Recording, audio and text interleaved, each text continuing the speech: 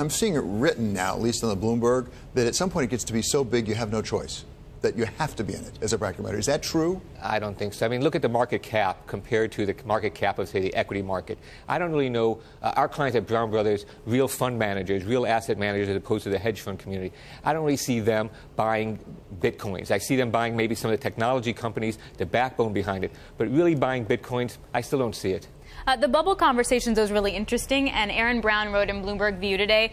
He heads the financial market research over at AQR, and he says, look, prices do not display the long-term dynamics associated with bubbles. And I find that really interesting because he said if institutional money comes in and there's no dramatic price decrease or increase or volatility, that's not a bubble. If there's not a lot of institutional interest and there's not a lot of movement, that's no bubble. And he says we're not there yet. I found that interesting. But you do hear about institutional, in some sense, institutional interest in the fact that Goldman says they're open to it. Other people are saying they're taking a look at it at least. And now you have the CME about to start trading options next month, right?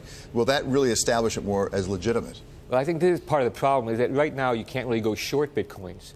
That futures contract at the CME will allow people to go short. I think this is I think that what's happening is that there's a lot of cash, a lot of liquidity. It's lifting all risky assets, whether emerging markets, junk bonds. And I think Bitcoins, and I don't even know why we call them coins, except that they call it coins in the name, sort of like friends on Facebook. What does that really mean?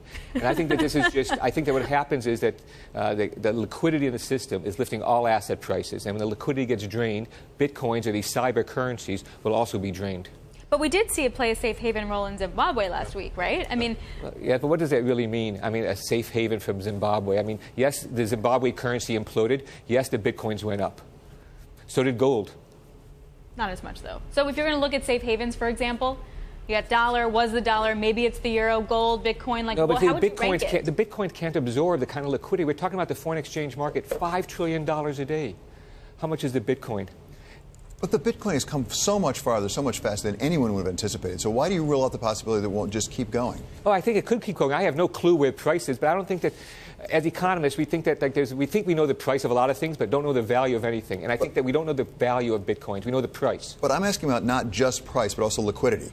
I mean, as these exchanges develop and they start becoming interconnected and we start having futures traded and things like that, why do we rule out the possibility? We don't know what will happen, but that is the possibility that it actually does become more like gold. It could be. I would doubt this. I think there's no intrinsic value. There's no use value.